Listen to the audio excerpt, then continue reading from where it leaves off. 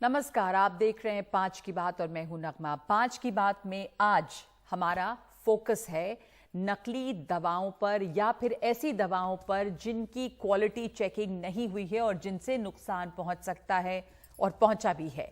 क्योंकि बीते दिनों दुनिया के कई देशों में भारत से बनी दवाओं पर सवाल उठाए गए, जैसे कि गाम्बिया में भारत से गया हुआ कफ सिरप, अमेरिका में आंखों की दवा और उज्बेकिस्तान में भी कफ सिरप को लेकर एक विवाद खड़ा हुआ। गाम्बिया, उज्बेकिस्तान में बच्चों की मौत तक हुई।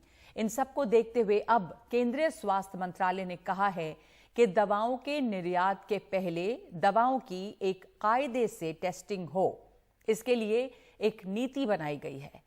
विदेशों में दवाई निर्यात से पहले क्वालिटी चेकिंग की तैयारी हो रही है। केंद्रीय स्वास्थ्य मंत्रालय और फार्मास्यूटिकल विभाग ने यह नीति बनाई है। नीति बनाने में डायरेक्टर जनरल फॉरेन ट्रेड से भी सुझाव लिए गए हैं। विदेश भेजने से पहले रीजनल या फिर सेंट्रल लैब में दवाओं की टेस्टिंग की जाएगी। इसे लागू करने पर गंभीरता से विचार कर रही है सरकार। गाम्बिया, उज्बेकिस्तान और अमेरिका जैसे कई देशों में इसे लेकर सवाल उठे थे। भारतीय दवाओं पर सवाल उठने के बाद से एक नई नीति लाने पर विचार हो रहा था, क्योंकि अब तक कंपनियां दवाएं बनाने के बाद सीधे दवाइयों का निर्यात करती आई हैं। जैसे ही एक्सपोर्ट लाइसेंस मिल जाता है उसके बाद यहां अब तक क्वालिटी चेक नहीं होता था, लेकिन चूंकि इतनी सारे सवाल उठे इसलिए अब ये नीति बन रही है जिसमें निर्यात के पहले क्वालिटी चेकिंग की जाएगी। तो ये हम समझना चाहते हैं कि अब तक क्या होता था, अब क्या होगा। ये जो नीति नई बन रही है, इसके नहीं रहने से, अब तक जो ये नीति नहीं थी, इससे किस तरह का नुकसान हो रहा था। डॉक्टर विरांची शाह हमारे साथ हैं, जो अध्यक्ष हैं भारतीय ड्रग निर्माता संघ के। Doctor Anita Ramesh, clinical trial expert. Doctor Viranchi Shah, अब तक जो दवाएं जब लाइसेंस मिल जाता था तो दवाएं सीधे निर्यात कर दी जाती थी। इससे जो कई देशों में सवाल उठे और कुछ ऐसी दवाएं भी गईं जो नुकसानदेह साबित हुई और जिनसे मौत भी हुई है। तो कितनी जरूरत है इस तरह की नीति की जिसकी बात अब हो रही है? बजाय पहले तो आईडीएमए को इस इम्पोर्टेंट डिस्कशन में मुझे यहाँ बुलाने के लिए मैं आभार व्यक्त करता हूँ। दो तीन चीजें मैं पहले क्लैरिफाई करना चाहता हूँ ताकि जो डिस्कशन वो सही डायरेक्शन में हो। पहले तो मैं आपको और आपके जो भी व्यूअर्स हैं सबको आश्वासित करना चाहता हूं कि भारत की जो ड्रग मैन्युफैक्चरिंग इंडस्ट्री है, जो औषध निर्माता की, ये इंडस्ट्री इतनी स्ट्रांग है कि आज भी दुनिया के करीब 200 देशों को हम एसेंशियल मेडिसिन एक्सपोर्ट करते हैं।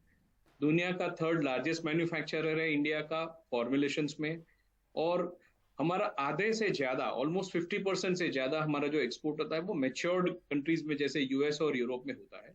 तो इंडस्ट्री की काफी अच्छी स्ट्रेंथ है और हम दुनिया में ग्लोबल फार्मेसी की तरह जाने जाते हैं। एक तो ये बात हो गई।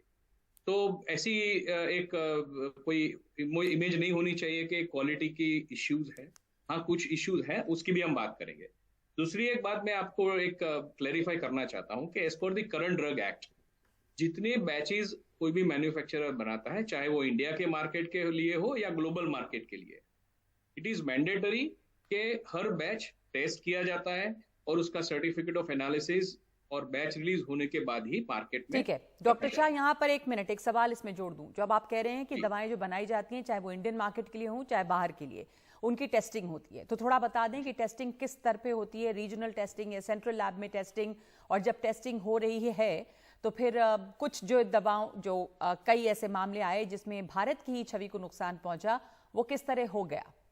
जी, तो वही मैं आगे क्लैरिफाई कर रहा हूँ कि as per drug and cosmetics act, हर मैन्युफैक्चरर को एक लेबोरेटरी मेंटेन करनी होती है जिसका रेगुलर इंस्पेक्शन स्टेट और सेंट्रल ड्रग कंट्रोलर्स करते हैं। और कुछ पब्लिक टेस्टिंग लेबोरेटरीज भी होती हैं, कुछ जो टेस्ट अगर आप इन हाउस नहीं कर सकते हैं, लेकिन ये मैंडेटरी है कि हर बैच का टेस्ट किया जाए। एक बात ये हो गई। एक्सपोर्ट के लिए हर जो साइट एक्सपोर्ट करती है, most of the sites importing country की जो अथॉरिटी वो इंस्पेक्ट करती है, जीएमपी सर्टिफाई करती है। काफी देशों में जैसे यूरोप है, इवन उज्बेकिस्तान है, जितने बैचेस वहां एक्सपोर्ट होते हैं वो 100% बैचेस वहां भी टेस्ट होते हैं और उसके बाद ही मार्केट तो में फिर अब जो ये नीति बनाने की बात हो रही है जिसमें विदेश भेजने से पहले रीजनल या सेंट्रल लैब में दवाओं की टेस्टिंग होगी, उसमें और जो एग्जिस्टिंग है अब तक कायदा, क्या डिफरेंस है? मैडम ऑनेस्टली मुझे या आईडीएमए के पास ऐसी कोई इन्फॉर्मेशन नहीं है कि कोई ऐसी स्पेसिफिक नीति बन रही है जिसमें टेस्टिंग हर बैच एक्सपोर्ट के पहले की जाएगी या ऐसी कोई प्रावधान हो। ठीक है, तो आपको लगता है कि कहीं कोई ऐसा लूप होल है जहां पर जरूरत है कि और टेस्टिंग हो? Madam random testing is always good, random testing हो उसमें कोई गलत बात नहीं है, वो कर सकते हैं जहां भी हाई रिस्क हो। हाल में भी भारत में मिनिस्ट्री ऑफ हेल्थ के निर्देश के अनुसार जहां जहां जो रिस्क है, रिस्क बेस्ड इंस्पेक्शंस चालू है और वो क्वालिटी इंप्रूवमेंट के लिए होते हैं। आईडीएमए का मैडम ये मानना है कि इंडिया की जो स्ट्रेंथ है वो क्वालिटी और अफोर्डेबिलिटी दोनों है और इसके अंदर ओवर रिलायंस ऑफ टेस्टिंग ना हो और क्वालिटी मैनेजमेंट सिस्टम्स को बिल्ड करने पर फोकस हो, तो उससे वो क्वालिटी किस तरह से बिल्ड होगी ये भी आपसे समझेंगे। पर डॉक्टर अनीता रमेश हमारे साथ जुड़ी हैं जो क्लिनिकल ट्रायल एक्सपर्ट हैं। डॉक्टर रमेश, कुछ दवाओं की हम बात कर रहे हैं, एक तो कुछ रेगुलेशंस की, कुछ और टेस्टिंग की, हमें बता रहे थे डॉक्टर शाह के ये तो होता भी है पहले से, लेकिन फिर भी गवर्नमेंट की ऐसी नीति आ रही है जिस पर विचार किया जा रहा है कि और भी रीजनल और सेंट्रल लैब में टेस्टिंग हो, स्पेशली जब हम दवाओं को निर्यात करते हैं, जब हम एक्सपोर्ट करते हैं। क्योंकि हाल के दिनों में कुछ इस तरह की के एक्सीडेंट सामने आए जब भारत में बने कफ सिरप से 66 बच्चों की मौत हो गई, तो सवाल उठा। WHO ने कफ सिरप को खतरनाक बताया, भारत ने क्वालिटी चेक के बाद दवाइयों पे कुछ रोक लगाई। तो डॉक्टर रमेश, जो क्लिनिकल ट्रायल होता होगा नई दवाओं का, वो किस तरह से होता है क्लिनिकल ट्रायल? कितने लोगों पे ट्रायल होने के बाद ये सर्टिफिकेट दिया जाता है कि दवा सेफ है? उसका टाइम पीरियड क्या होता है? ये सब जानना चाहती हूँ आपसे। देखिए, जब हमारा नया ड्रग्स मार्केट में आते हैं, ये बड़े लंबे प्रोसेस है। इसमें 3 फेजेस है, phase 1, phase 2, phase 3। Phase 1 is very early, हम लोग सेफ्टी देखते हैं, डोसेज देखते हैं। फेज 2 में भी सेफ्टी डोजेस देखते हैं। Phase 3 is the randomized trial, जो हम मरीज के ऊपर करते हैं। 1 साइड इज कंट्रोल, एक साइड हम पेशेंट्स के ऊपर करते हैं और it's randomized to tell you ये सेफ है कि ना, ये कितना डोज लगता है, कितना दिन देना पड़ता है। उसके बाद we have to produce the data to the drug controller and also the CDS, that is called the central drug standard control organization in India, CDSCO। उसके बाद हमको ये ड्रग का अप्रूवल मिलता है, ये नया ड्रग के लिए। ओके, बट जो ड्रग ऑलरेडी मार्केट में है, जैसे cough syrup is not new, so इसके लिए तो already the cough syrup has been approved. क्या क्या फॉर्मुलेशन, उसके लिए भी हम हमारे ड्रग कंट्रोलर और द सेंट्रल ड्रग ऑर्गेनाइजेशन को परमिशन लेना है। उसके बाद कंपनी के पास सर्टिफिकेट रहते हैं कि हम लोग कैसे करके मैन्युफैक्चर करेंगे। But then for every batch of manufacturing you have to have a check. आज हमने अच्छे तैयार किया, कल का batch something happens, we do not no.